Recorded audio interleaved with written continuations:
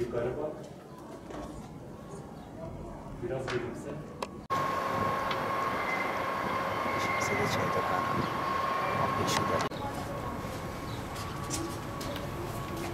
Yukarı bak. Biraz gülümse.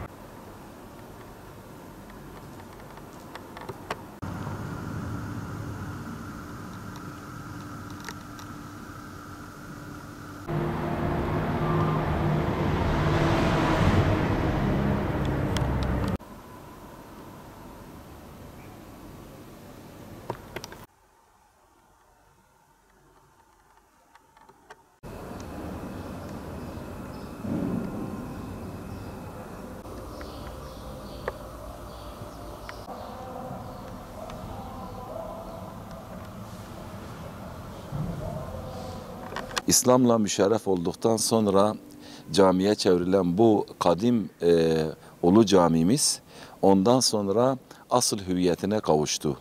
Zikirlerle, ibadetlerle, Kur'anlarla, ders halkalarıyla dönemin büyük alimlerini burada yetiştirdi.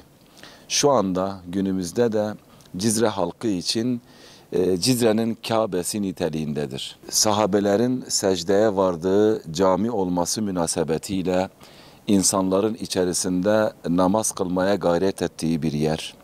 Ondan sonra hemen caminin bitişinde mezarlık olması münasebetiyle Cizre'deki cenazelerin %90'ına yakın buraya gelmektedir. Cenaze namazları kılınır. Buradan da asri mezarlığa, ebedi istirahatgahlarına çekilmek üzere mezarlığa götürürüz. Bundan dolayı da Cizrelilerin gönlünde mübarek, mukaddes bir yere sahiptir. 1950'li yıllara kadar sadece Cizre'de Ulu Cami'de cuma namazı eda ediliyordu. Diğerleri küçük mescit, diğer camiler küçük mescit niteliğinde olduğu için oralarda cuma namazı ifa edilmiyordu. Onun için bir Cizreli ya da Cizre'ye gelen yerli ya da yabancı Müslüman turistler olsun burada bir namaz kılmadan gitmek istemezler. Şu anda da bizim yöre insanımız buradaki bir namazı diğer camilerde kıldığı namazla aynı ölçüde tutmaz. Burası hem tarihi mekan olması münasebetiyle hem sahabelerin eliyle yapılmış olması münasebetiyle hem de Cizrelilerin kalbinde bir Kabe niteliği taşıdığı için ibadet, huşu ve insanı ahirete götürme niteliğinden dolayı insanların tercih ettiği en önemli ibadet mekanlarımızdan birisidir. Çok tarihe tanıklık etmiş, İslam medeniyetlerini görmüş, İslam medeniyetlerinin uç noktalarını görmüş. İçerisinde Ömer bin Abdülaziz'in gönderdiği ferman yazısı bulunan, tarihte 9-10 defa büyük bir restorasyon geçiren, gene de ibadet aşkıyla sürekli açık tutulan bu camimiz milletimizin gönlünde yeri bambaşkadır. Bizler de bununla gurur duyuyoruz. İsmail Ebuliz'in eseri var. 1155 yılında yapılan bu kırmızı tuğladan yapılmış minaresi, kışın, yazın Cizre'nin soğuğu ve sıcağına karşı insanların da rahat edebileceği tek mekandır. Tarihe baktığımızda bu revaklar ilim halkaları olarak kullanılıyordu. Hadis dersleri için, fıkıh dersleri için, Kur'an dersleri için bizler bir uğraş içerisindeyiz. Çünkü cami hayatın içerisinde olmazsa olmaz. Onun için Ulu Cami eskiden şu anda da bu kadar değerlidir. İnsanların nikah merasimleri burada yapılıyordu. Hac ibadetinden dönen vatandaşlarımız Cizre'de 3 gün Ulu Cami'de yatıyorlardı. İnsanlar burada onların ziyaretlerine geliyordu. Ondan sonra ilk cuma olduğu vakit evlerine o zaman gidiyorlardı. Mevlid törenleri, büyük mevlid törenleri burada icra ediliyordu. Sulh birkaç aile arasında eğer kavga falan olmuşsa sulhlar burada yapılıyordu. Yani çok amaçlı kullanılıyordu. Şu anda da milletin göz bebeğidir. Cizre'nin göz bebeğidir. Herkesin her zaman içerisinde ibadet etmek istediği bir yerdir. Kadim bir camimizdir. Zikirlerinin, Kur'anlarının zikirlerini, Kur'anlarını burada okuyan insanlar bir daha değişik hissediyorlar kendilerini. Sanki Medine'de, sanki Kabe'de ibadet ediyor gibi bir his içlerine giriyor. Çünkü biliyorsunuz bütün camiler Kabe'nin şubesidir. Büyük camiler de oradaki o merkezin ana şubesidir. Ulu Cami de Cizre'nin ana şubesi görevini görüyor. Cizre Ulu Camimiz çok kadim ve çok manevi atmosferi olan bir camidir. 639'dan önce Mor Yuhanna Kilisesi'ydi. Yani İslamiyet'te müşerref olmadan önce kilise olarak kullanılırdı. Cizre halkı İslamiyet'i tercih ettikten sonra buradaki Cizre Ulu Camisi artık bir fetih camisine dönüştü ve o asırdan bu asıra kadar yıllarca ibadet merkezi olarak hizmet etmeye devam etti. Burada pek çok onarım gördüğünü görmekteyiz caminin. Abbasiler döneminde bir onarım görüyor. Cizre Emiri Alşencer döneminde de bir onarım gördüğünü görmekteyiz. Ve 13. yüzyılda da görmüş olduğunuz minareyi, caminin minaresini dikdörtgen şeklinde yapılmış olan minareye inşa ediliyor. Ve minarenin üzerinde de önemli bir figür vardı. Hazreti Ali isminin Küfi yazılarıyla hem içe bakar hem dışa bakar şekliyle o zamanın Çinlileriyle yapılmıştı. Restorasyon dönemlerinde biraz tahrip oldu. Şu anda sadece çok küçük parçaları, mavi parçaları gözüküyor. Ve aynı zamanda bu Ulu Cami'nin önemli noktalarından birisi de Ulu Cami'nin kitabelerinde İhlas Suresi olsun ve diğer sureler olsun Kur'an-ı Kerim'den ayetler, sureler bulunmaktadır. Ve aynı zamanda dönemin Cizre yöneticilerinin, emirlerinin isimleri bulunmaktadır.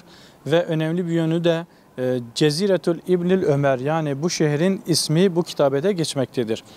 Buranın restorasyonu yapan önemli mimarlarından birisi Profesör Doktor Orhan Cezmi Tuncer.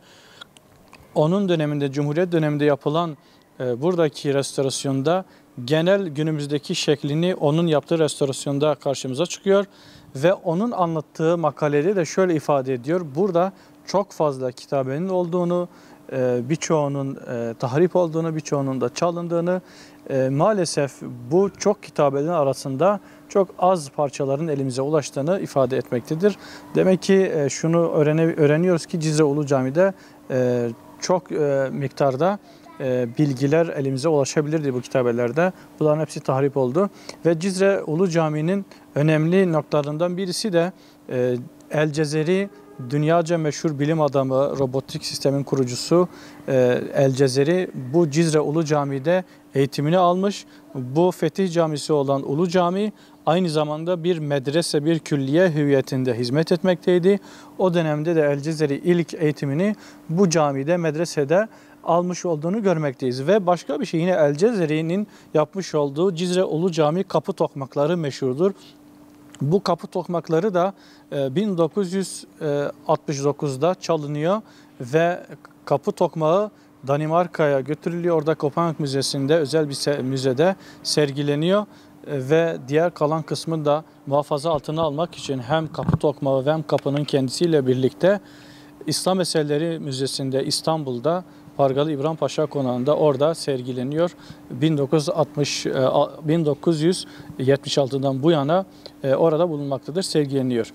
Cizre Ulu Camii tarihte pek çok önemli olaylarda tanıklık etmiş. Onlardan bir tanesi de yine Cizre eski müftüsü Mahmud Bilge, Ay'a çıkılmadan 10 sene önce insanın Ay'a çıkılacağını ifadesini de bu bilgiyi de yine Cizre'de Cuma günü buradaki Cizre Ulu Camii'nin minberinde yaptığı hutbede buradaki bütün cemaate Kur'an-ı Kerim'in tefsiriyle insan Ay'a çıkabileceğini ifade etmiş. Yani bu Cizre Ulu Camii tarihiyle, maneviyatıyla önemli bir yere sahip.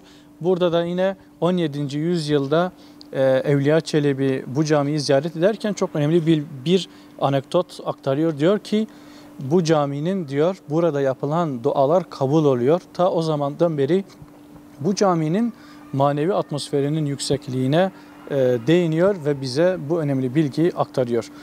Halkımızın, özellikle Cizre halkının yanında çok önemli manevi bir değerin olduğunu şununla da ifade edebiliriz. Rahmetli annem anlatırdı. Bazı zamanlarda Cizre Ulu Camii'nin temizliğinin yapılması, bakımının yapılması ihtiyacı hasıl olurdu. Böyle zamanlarda bir tane dellal tutulurdu. Yani bu böyle davul çalarak, ilan ederek, şu zamanki gibi megafonlar yoktu. Sokak sokak dolaşırlardı ve işte Cizre Ulu Camii'nin filan tarihinde temizliği yapılacak. Allah rızası için gelip orada çalışacak, temizliğini yapacak, onarımında katkı sağlayacak olanlar varsa gelebilirler ve o tarihte bizzat kendim de diyordu anneannem, geldim buradaki Cizre annelerimiz, kadınları gelirdi, burayı temizlerdi, süpürürlerdi, pırıl pırıl yaparlardı ve tekrar cami cemaatini teslim ederdi. Bu temizliğiyle ibadetlerini yaparlardı ve bir yönünü daha da anlatayım. Onarım yapıldığı zaman da bizim Cizre halkından özellikle insanlar da bu onarım yapıldığı zaman da böyle bir taşı bile olsa tekrar yerine koymak, orayı temizlemek, düzenlemek için gelir burada hizmet ederlerdi. Çünkü buranın manevi atmosferini bilirlerdi ve Cizre'nin önemli şahsiyetlerden birisi olan Şeyh Seyda Hazretleri de bizzat gelip burada buranın piriketlerini, taşlarını taşıyıp yerleştirmeye çalıştığı onarımında bizzat kendisi bulunduğunu ifade ederler. Böyle büyük zatların da bu manevi yerde hizmet etmeleri bu Fetih Camisi'nin ne kadar önemli bir yer olduğunu bize bir daha göstermektedir.